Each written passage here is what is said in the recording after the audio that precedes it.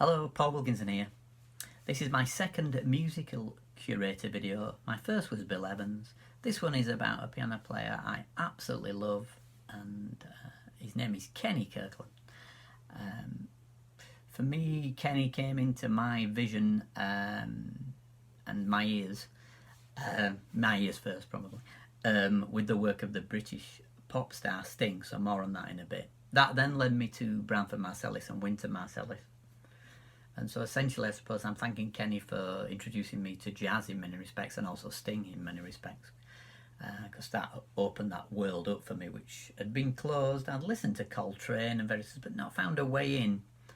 I always find this with a lot of things. You need to find your own way in that resonates with you and you feel emotionally connected with, and then that opened up all the other avenues within jazz, but I just needed a way in, and Kenny really brought me that way in. So did Branford Marsalis. I'm so grateful for those, and Winton as well, those musicians in the 80s when I was as a kid. So I heard Kenny, and that led me to Branford, and opened up a whole new world of jazz. So more on the Sting albums in a little bit, but let's dive in with the work of Kenny. So Kenny was born in 1955, died in 1998. The last album he made I'll talk about in a little bit. It's absolutely fabulous. Kenny had a great touch. You'll know it the minute you hear it. He had an incisive groove, such a great groove. Wrote these great tunes.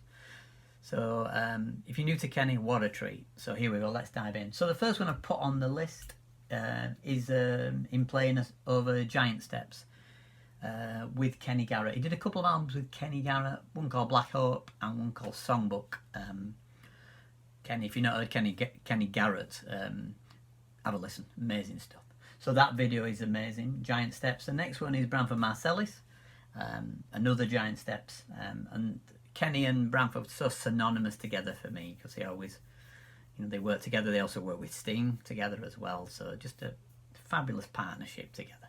And more about that when I talk about some of the Branford albums in a minute or two. So Giant Steps is that Coltrane tune where the chord changes move in giant steps. Series of different tonal centres. Musical workout if you're a jazz musician. Some people class it as, back then and still now, as the ultimate challenge to be able to tell a story over those chords. In fact, when I was with a bass player I used to work with, I shouldn't be saying this, but the bass player I used to work with, when we used to play a lot of wedding music, we'd often slip this one in just to give ourselves a little workout and play it for 10 minutes, because nobody's really listening. Anyway. Extra training for us. Next after that, there's some a video with him with Michael Brecker. Then the next one is Jazz at the Baltic, which is excellent gig, well worth watching. As usual with this, all the list of the albums is below in the first comments and also in the description, so you can just go straight to them. Next after that is Piano Jazz with Matt Partland. Now she's done a series of interviews called Piano Jazz with Oscar Peterson, Keith Jarrett, Brad Meldau, and here we have it, the Kenny Kirkland one. It's absolutely fabulous. There is a simpatico to them. They both understand each other, and they both come from the same place, and they both understand piano playing because they've worked this muscle to be able to learn to play the piano. So what they bring in the way she interviews Kenny is wonderful. So if you're new to Kenny's work, that's a great one. That is called Piano Jazz. That's on the list. Next after that is Autumn Leaves with Stanley Jordan. Really interesting to hear Kenny play that tune, which is so overdone, some people might say. Next is the Branford Marsalis Quartet. And then we got onto some of the Branford albums. So one that meant a lot to me was this one called Crazy People Music. Some great tunes, and Kenny, the whole band as a unit. Jeff Tane Watts on drums. Ooh, and Kenny on piano just sounds great. Also, around that period, I've put the link for Random Abstract, which is also a great album.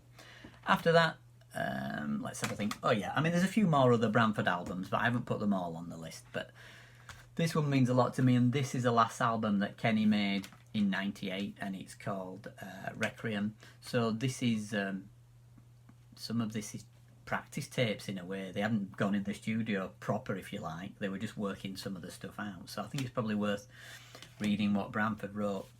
We began this recording session in August of 1998, planned to complete it later that fall.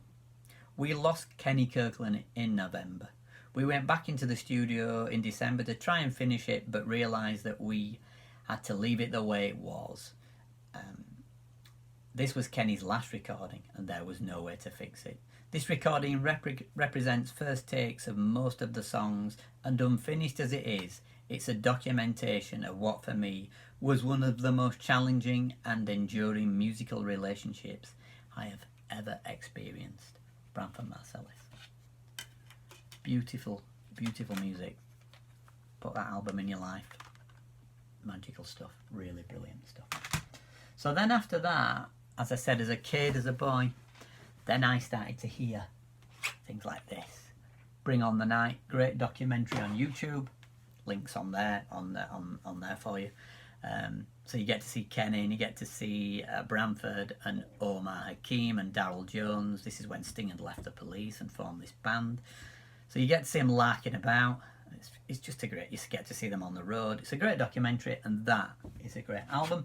The first track, Bring on the Night, When the World is Running Down, you make the best of what's still around, has a long jazz solo. So for a pop album to have such a long solo is absolutely fabulous, and it's Kenny Kirkland. It's an amazing solo. Many people have transcribed it and had a go at it on YouTube, so I haven't put those links in here, but you could go watch some of those if you wish. And so I have put a version of Bring on the Night from Tokyo, a little bit grainy, but it's great to hear a different version if you're familiar with that album, Bring on the Night. Just magical music making, magical groove, and great to hear Kenny playing on that live album. So around that period we've got a little later Dream of the Blue Turtles, which is again the nucleus of the same band. Kenny Kirkland having some great solos on there. It's just, in fact, Dream of the Blue Turtles is a great track on there. So there's the link for that as well. Also other albums that Kenny's on, a favourite of mine is Nothing Like the Sun. Things like, if you know, things like Fragile, he's on there. An Englishman in New York.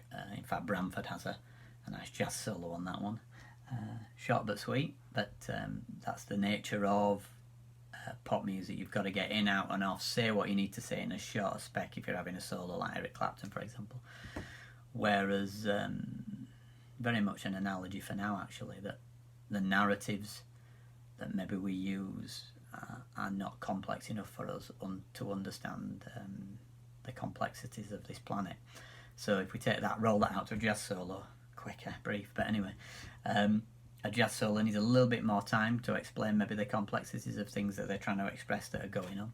So Branford and Kenny do the smallest, shorter solos so well and so great, so that's fabulous. And then what else we got? Oh yeah, Soul Cages, another great album, quite sombre in mood. I think a member of Sting, I think it probably Sting's father had died, I think. So the album is a little bit harking back to the shipyards, which leads on to Sting did this great musical called The Last Ship. If you get the chance to ever go see that in the future, you should do. And then an album I loved, and I think it's the last time Kenny really worked with Sting, is called Mercury Falling. Brilliant album. La Belle dans Sans Regrets, like a bossa. Kenny has a piano solo on that, and it's absolutely beautiful. All he's playing on that is wonderful. That's a wonderful album. One more thing a little bit about Kenny is that Sting did this album, which is kind of a greatest hits, which actually recorded on 9/11, I seem to remember, on the same day, and Kenny had died, had just passed, and so Sting takes a Kenny tune called Dienda, which I've put the link on here for you below this video. And Sting put some lyrics on that, and Sting talks a little bit about Kenny, so if you're not familiar with that, have a look at that. It's also got a British piano player called Jason Rebello, super good, great player, and kind of Jason ended up doing Jason Rebello did a few years with Kenny, I think, touring with him, and that there's an album called Sacred Love, I think. If I can lay my hands on it. This is a problem, you know, when you got too many albums. Yeah, here we go. Yeah, Sacred Love, that's a Sting album. And I think Jason Rebello's on that. And so he very much, I don't think he'd mind saying that he loved Kenny Kirkland. If Jason were here with me now, I'm sure he would probably confirm how much Kenny was an influence to him, as he was to so many of my generation. So on that album, and I've put the link, you'll get to hear Kenny performing. Sorry, not Kenny performing. Stop. You won't get Kenny performing. But you'll hear Jason Rebello performing, and you'll hear Kenny's version of Dienda on there. So really, really well worth investigating. And then there is one album under Kenny's own name. I've put the link on that. That's fabulous. It's great how Branford's on here, and I think playing the alto saxophone, but with a pseudonym, a different name. They made this story up that he sort of... everybody's like, who's the sax player? Because it's not... It is Branford, but they put it under another name. And they'd be like, oh, he lived somewhere else. He only used to come to New York about once a year, and do these sessions, and then go back to Barbados or wherever he lived. So this is a great album, some great tunes on it, well worth checking out. This will be rare, I think this is a CD. I don't think this will exist anymore, but that's the Kenny album. And then I've put a few links for a few Winton albums there, which are well worth investigating. And there's a few with Winton, and they're just absolutely fabulous. So I think I've covered everything on the list. Oh no, I finished with Ellis Marsalis, Branford and Winton's dad, who's such a great piano player and such a great education. So influential in education in jazz in America, with Harry Connick Jr. and so many others. God, the list is endless. Kenny worked with so many different people. But anyway, there's a version of him playing a piano duet together. So yeah, there's loads of albums Kenny worked a lot with. I'm just looking at the list. He did albums with Elvin Jones, Dizzy Gillespie. He did some albums on ECM, some albums with Jeff Jane Watson, with John Scofield, Terence Blanchard, the great American trumpet player. So this scratches the surface as usual, sends you out there hopefully to explore the work of somebody I have to thank so much for helping open my ears, develop my different musical cognitive processes to be able to find that world of spontaneous music, jazz. So, thanks for watching. Enjoy the music of Kenny Kirkland.